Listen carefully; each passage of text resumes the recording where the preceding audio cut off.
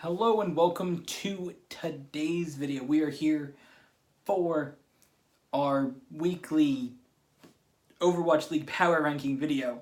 So, if you want to see the full list, it is posted on Twitter as well. You guys can go peep. Link to my Twitter is down below. It should go up actually at the same time this video did. So if you guys want to see the full list, it is there. But we're going to, of course, go over the power rankings for Stage 3, Week number 1. So, all the power rankings for Stage 1 and 2 were gone. We're doing a little bit differently. We're just going to wipe those all out and start fresh with what we got here for Stage number 3. Very, very interesting week indeed. So we are back here, of course, in the last episode that we did this 2 weeks ago. I was at my brother's house. So I'm back here in my studio, and we're going to get right into it. All right, coming in number 12, we, of course, have the team that is 0-2 in the Stage 3 here. They're 1-7 on maps with a differential of -6. We take a look here. Oh wait, we got to see for the league overall. Of course, 0-22, 19, 80, and 1 on maps with a differential of -71. It's of course the Shanghai Dragons. This week, Shanghai took on the Dallas Fuel, which was expected to be a match that they were expected to win. We can actually look at the maps that they all played here, which is very cool. I didn't know that was an option. But the first map they played on Volskaya, Dallas won. Shanghai then lost on Nabani and on Ilios. Of course, going to Junkertown, they did win. But they were starting to come into it. They had their new players. They had, I believe, 4 new Korean players, Gaguri being their main one. I believe that's how you say her name. I don't know. Nobody knows how to say her name. But she came in, everybody expected them to maybe beat Dallas, but they didn't. I think they still have some work to do with their communications between the Korean players and the Chinese players. It's definitely something to work out that, of course, the team Shanghai didn't have to work with. Not that it really mattered because they all were speaking Chinese doing bad, so why not change it up? So they added in some, I believe it is 4 new Korean players to the team. I'm not really sure. I think it is. That's what I was told it is 4. So if they have 4 and 2, I'll have to get their back line, which is their supports, to really just like be able to communicate with their front line. So it's kind of hard to, be like, yo, I need healing, or like watch out for that character there if you're speaking 2 different languages. It doesn't really matter what languages you're speaking. It's just difficult either way. So I believe the Korean players are trying to learn some Chinese, and apparently they're throwing in English for reasons that are unknown to me. But later in the week, Shanghai took on the Valiant. They got 4-0'd there. Anubis, Blizzard World, Ilios, Junkertown. They didn't take a single point on any of them except for Junkertown. They did take point A. Alright. We're throwing in little new things each week, which is very nice. Alright, coming up next we have the also 0-2 team. They're 0-2, 1-7 on maps, and -6 for differential. In the league standings overall, they're 11th, 4 and 18. They're 25, 65, and 2 with a -40 map differential. Of course, it is the Florida Mayhem. And they made some moves up through the standings at the end of the first stage, but they ran into some tough opponents in the first week. So first up, they took on the New York Excelsior. They went to Volskaya. New York beat them there. Blizzard World was a map that they thought they might be able to win. They did not win that. Ilios and Route 66 dropping all 4 of those maps. Later in the week, they went to take on Philadelphia. 1-3. They lost 1-3 in that. They lost Volskaya, Nabani, Ilios, and taking Route 66 from Philadelphia in the end. Florida was a team that was moving up, but when you take on the 2 teams that made it to the finals in Stage 2, it is a little bit difficult of a task to ask of your team to come out and just perform. Just to go out here and get the wins. Alright, coming in next, 10th overall and 10th in the stage. Also 0-2, very surprising, 2-7 on maps, differential of 5. Second overall in the league standings, 15-7, 62, 32 on map differential of positive, or of 30, should I just say. The London Spitfire, very, very interesting start for them to the stage here. First of all, they took on Houston and lost 3-2, so they did go to 5 maps. They won on Temple of Anubis, lost Blizzard World, lost Nepal, won Route 66, and then lost on the tiebreaker map of Oasis. Apparently in this season, Houston has just been able to beat London. It just hasn't worked out for them, except for in the Stage 1 playoffs when they did beat them, but of course it doesn't really count, so in the grand scheme of things. So they have not been able to beat Houston. That's half their losses. Then they went to take on one of their biggest rivals, the York Excelsior, and they lost Temple of Anubis, lost Blizzard World, lost Nepal, and lost Record House. They got 4-0'd. It does seem pretty close here by the scores, though. 3-2, 1-0, 2-1, 3-2. So it was very close overall, but they were not able to pull out a single win there. So they are starting 0-2 as well. Of course, I assume that through the next 4 weeks they'll move back up to our power rankings, but again, we're ranking this based on just this stage. So that is a thing. That is a thing. I do have to make this video a little bit quick, just because everything that I'm running here is sort of low on battery. That the computer, myself, I'll run a little bit low here. Alright, coming in next, we have the team that is 5th in the standings. There are a lot of teams that are 5th. There's 3 teams that are hyper 5th. Coming in 5th here is the Dallas Fuel. Well, there you go. They're 9th overall. They're 9th in our rankings, 5th overall in the stage. They're 1-1, and they're 4-4 on maps. Differential obviously being 0. In the league standings overall, though, Dallas is 10th. They're 6th and 16, 31, 58, 4. Looking at their week, the reason I put them kind of low, their one map was against Shanghai. So as you guys know, 3-1, Volskaya, Nambani, Ilios wins, and of course dropping Junkertown. But there's really nothing that they could, it's not really going to help boost them up. Wait, what? Why does it, oh wait, they won. Okay, I'm like, why does it say that they are there? Okay. They beat Shanghai. I thought they lost to Shanghai for a second. I'm like, wait, how are they 1-1? Are they also the Los Angeles Gladiators? 3-1, dropping Nepal, Blizzard World. I mean, Volskaya, Blizzard World, Nepal, and taking Route 66. Looks like an overtime here. Why did I say it looks like an overtime? I literally watched that game. It did go to overtime. Alright, but they did take that map. But again, their one win over Shanghai.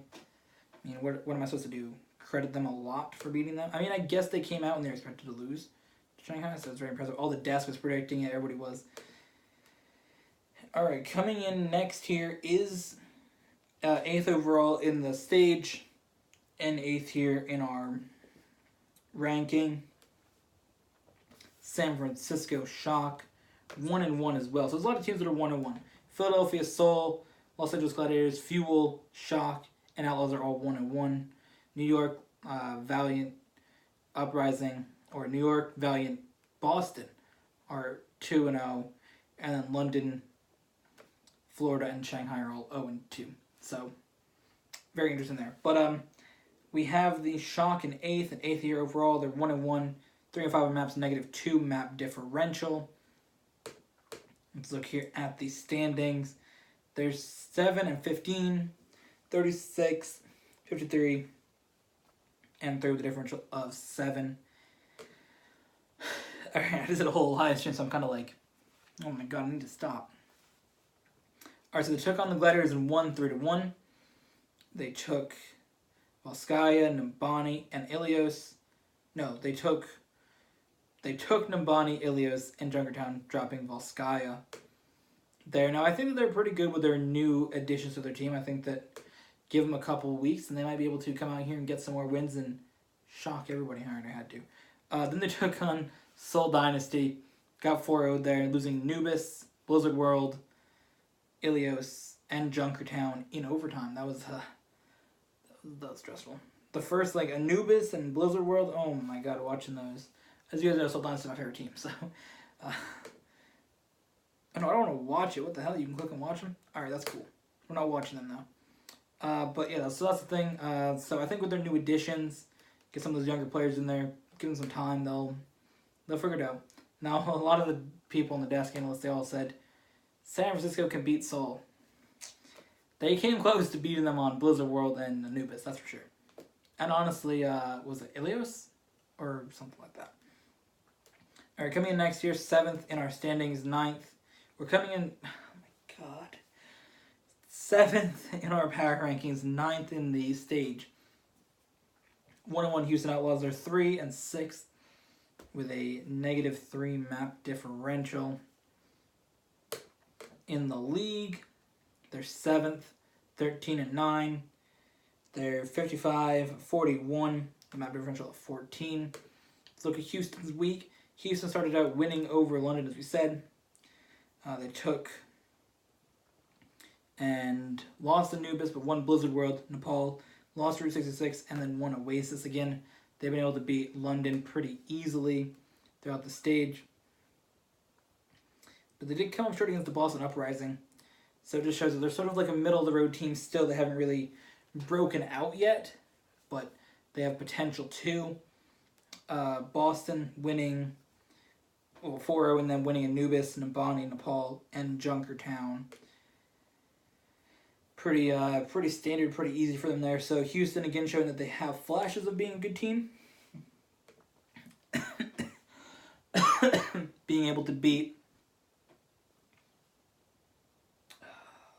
Spitfire. I'm sorry guys, I really am.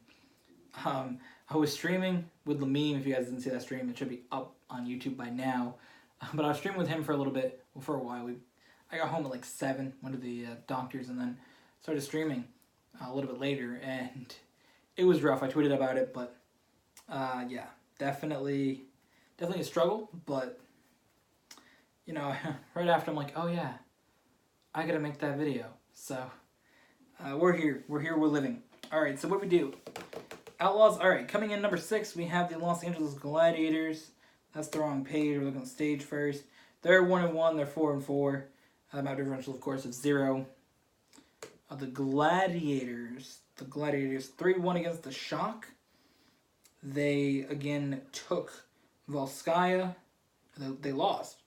They took Volskaya and then lost on Nabani, Ilios, and Junkertown. So the Gladiators, who had a pretty good second stage, almost making the stage playoffs. A little bit of struggle there, but they bounced back against Dallas again.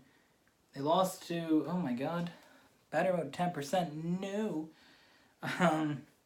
Hopefully we can speed through this before the phone dies. Alright, so Dallas, they won Volskaya, Blizzard World, and Nepal, losing, of course, Route 66, as we said earlier in the video. Again, they're showing that they can win, but they might lose. They beat a weaker team, and they lost to a weaker team. Oh, I got getting messages. Oh my god, I need to stop. Alright, who's next? Alright, coming in number 5, Seoul Dynasty, 1-1, 4-4 overall here. They got 4 by the Valiant, very surprisingly. Losing Anubis, Nabani, Nepal, Junkertown in a very dominant fashion from the Valiant. And then they went on to 4-0 the Shock.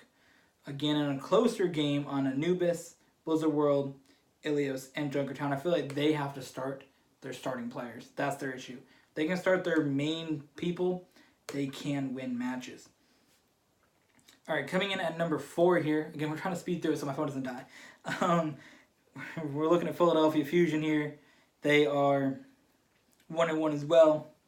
They are 5-4 with a map differential of 1. Oh, we didn't do Seoul here. Seoul overall is 3rd with 15-7, 54, 36-2 with a map differential of 18. Philadelphia is 14-8. They're 5th overall, 52, 43-1 with a map differential of 9. Philadelphia this week. Philadelphia lost to the Uprising. Uprising took Volskaya. They took Blizzard World. Uprising Ilios. Philadelphia took Route 66, and Uprising won on the tiebreaker map of Oasis. Then we had 2... Nope, wrong team. That is the Uprising we're looking at. We're looking at Philadelphia right now. They went and took out Mayhem like they should have, winning Volskaya, Nabani, and Ilios, and dropping Route 66. They didn't do well. I mean, they lost the map without having EQO, as we know. It's probably documented how I feel about EQO and his suspension, what he did. I feel like he should have been suspended for longer or removed from the team, but that's just my thing. I'm not going to talk about that. We'll talk about that at a later date. Food that dude, though. Alright, coming in at number 3 here is the Boston Uprising. They are 2-0. They're 7-2 on maps, differential of 5 so far in the stage. League overall, the Uprising is 4th. They're 14-8. They're 55-41. And they have a map differential of 14. Looking at their week, again, we already documented the teams that they beat. Philadelphia just a second ago. Again, taking Volskaya, losing Blizzard World. I can relate to losing Blizzard World. Taking Ilios, losing Route 66, and winning the tiebreaker map of Oasis in a very dominant fashion. Going up against the Outlaws, 4-0ing them, winning Nabani, winning Nepal, Nabani. No, it's Anubis, Nepal, Nabani. You get the point. Anubis, Nambani, Nepal, Junkertown. There we go. And they won there. So I think that they have a good chance to be a decent team. And obviously they're showing it. They beat the Outlaws and the Fusion. So it wasn't like they beat necessarily bad teams to get here. Alright, in second overall we have the Los Angeles Valiant. They're 2-2. They're 8-0 on maps.